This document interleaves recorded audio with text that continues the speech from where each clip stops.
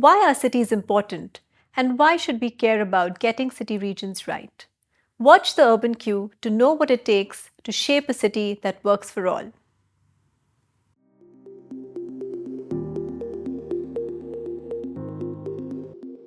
Hello, everyone. Today we are in conversation with Ravi Venkateshan. Ravi is the founder of the Global Alliance for Mass Entrepreneurship, founder of Social Venture Partners India, and a venture partner at Unitas Ventures. Ravi has been the chairman of Microsoft India, chairman of Cummins, chairman of the board of Bank of Baroda, and co chairman of the board of Infosys.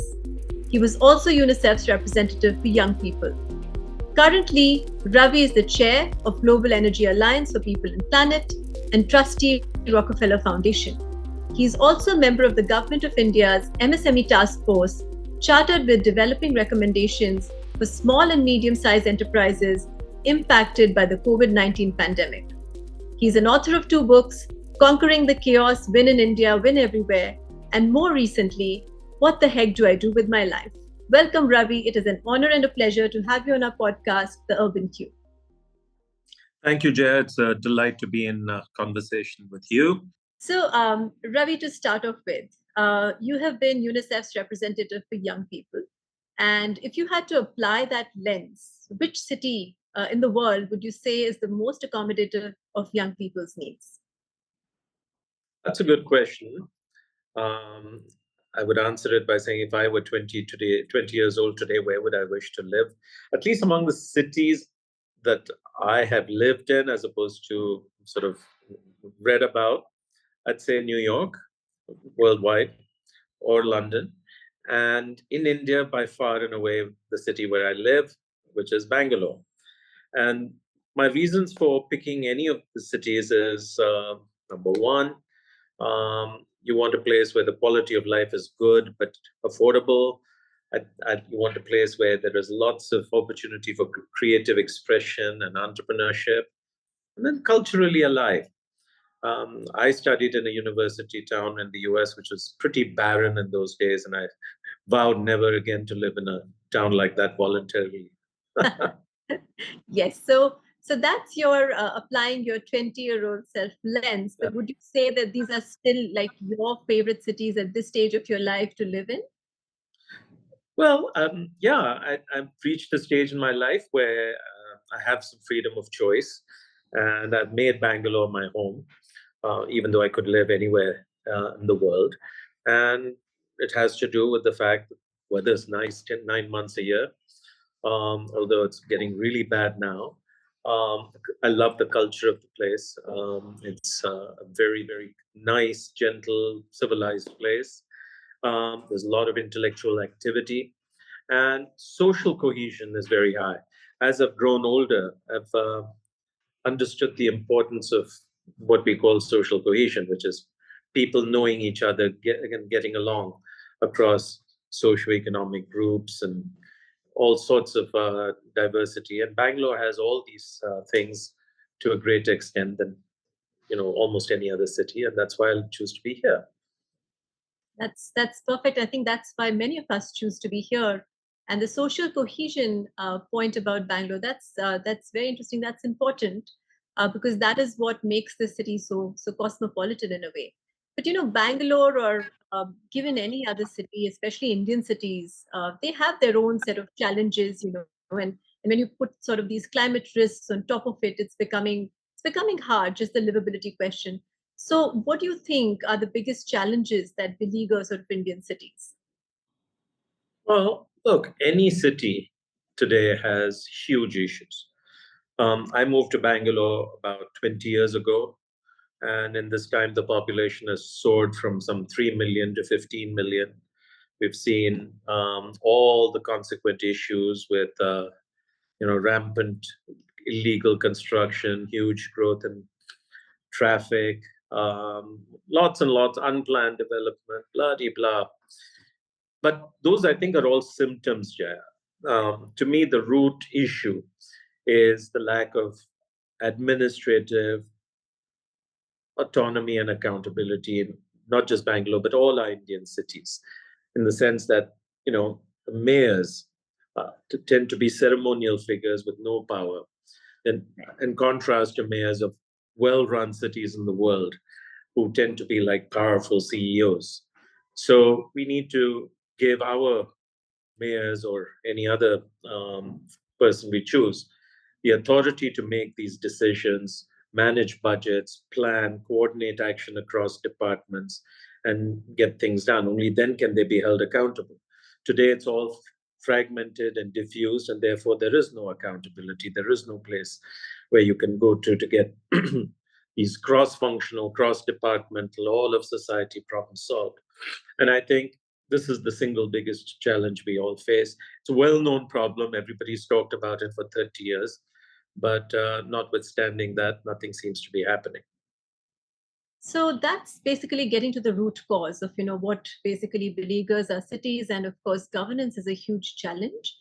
Do you think, and because we are sitting in Bangalore here, the tech capital of India, and you come from a tech background yourself, having gone through many iterations of how the technology revolution has evolved with AI and all of that coming in, and also when you talked about sort of decision making across government silos, there's a role that technology can potentially play. It's an enabler. It is not a solution to the problems, but it's an enabler.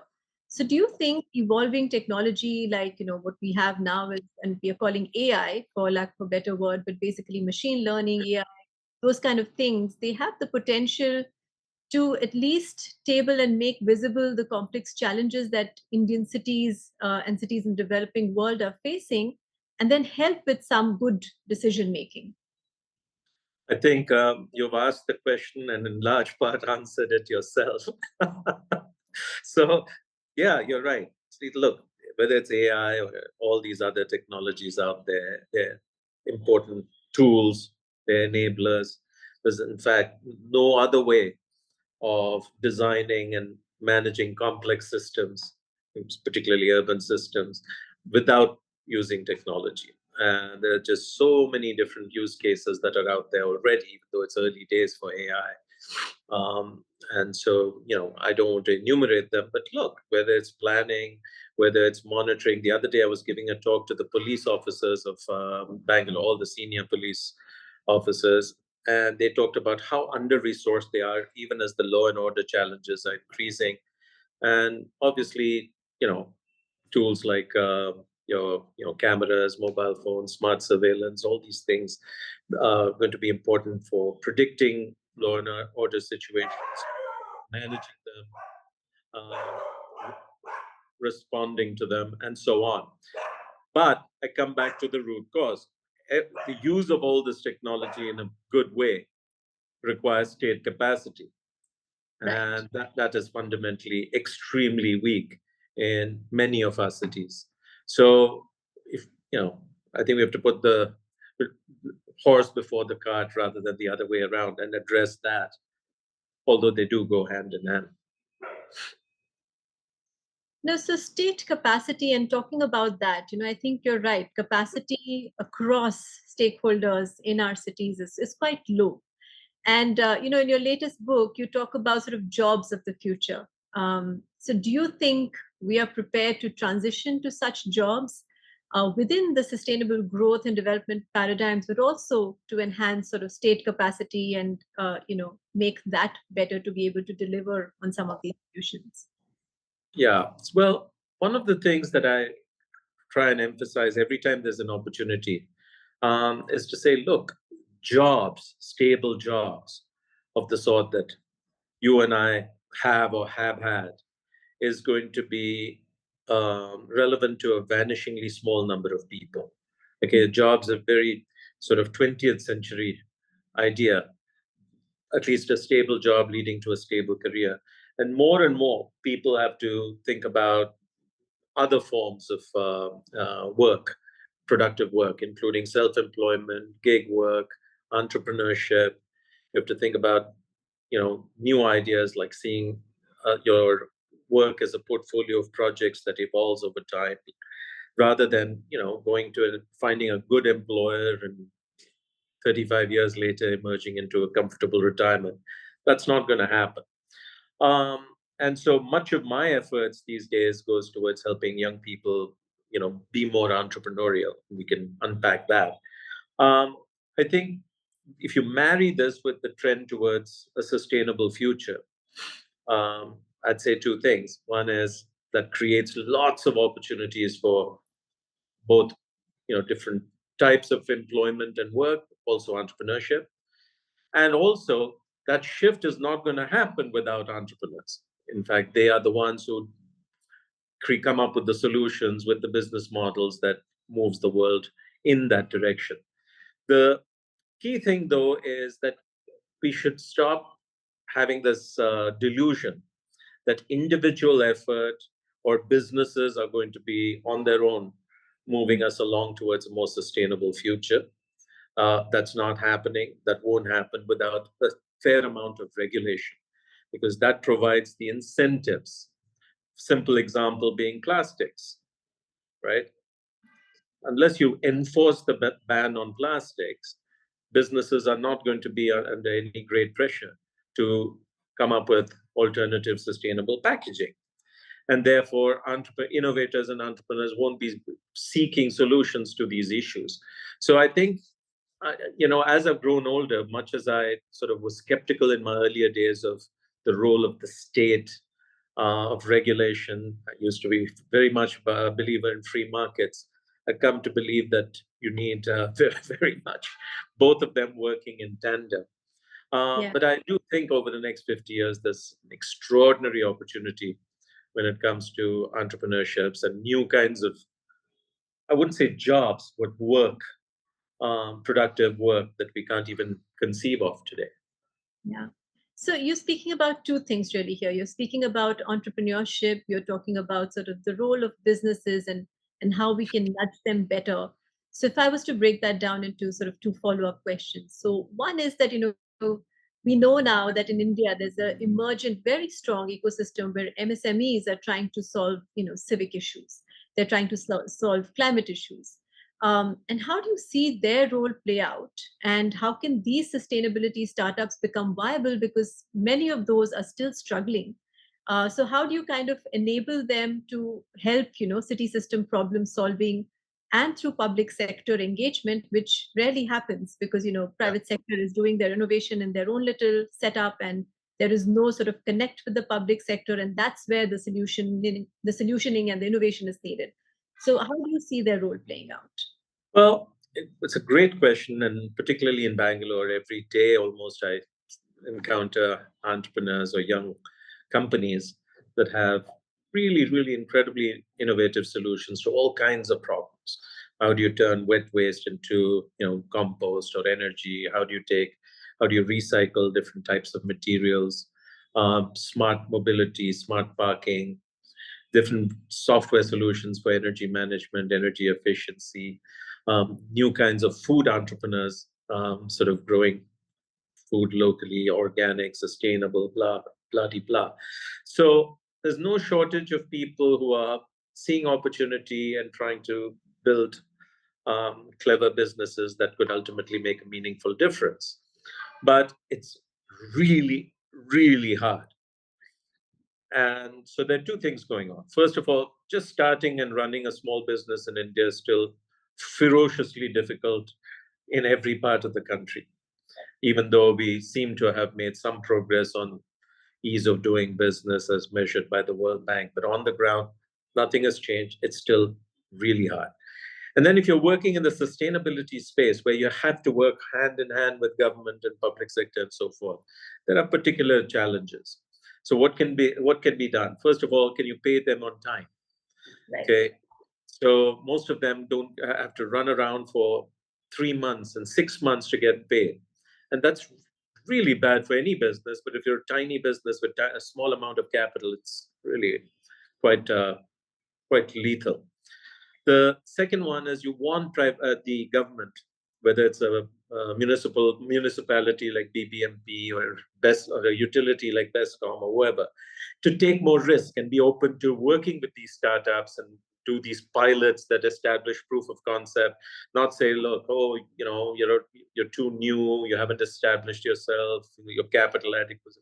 So just take more risk. I think we need to figure out how to have more things like incubators and accelerators, where a lot of these early stage companies can be part of a cohort which is moving along on a similar journey and learns from each other, reinforces each other. There's an ecosystem around them and so forth. More grants, more prizes would help. Just convening. If you just bring together all the actors and you have the senior public officials, CEOs from private sector companies all coming together, and people are able to connect and get access to decision makers, I think it would make a profound difference. So yeah, lots of simple things can be done. Yeah, and they're happening, but really slowly. And when we come to private sector businesses, that's the other sort of big chunk.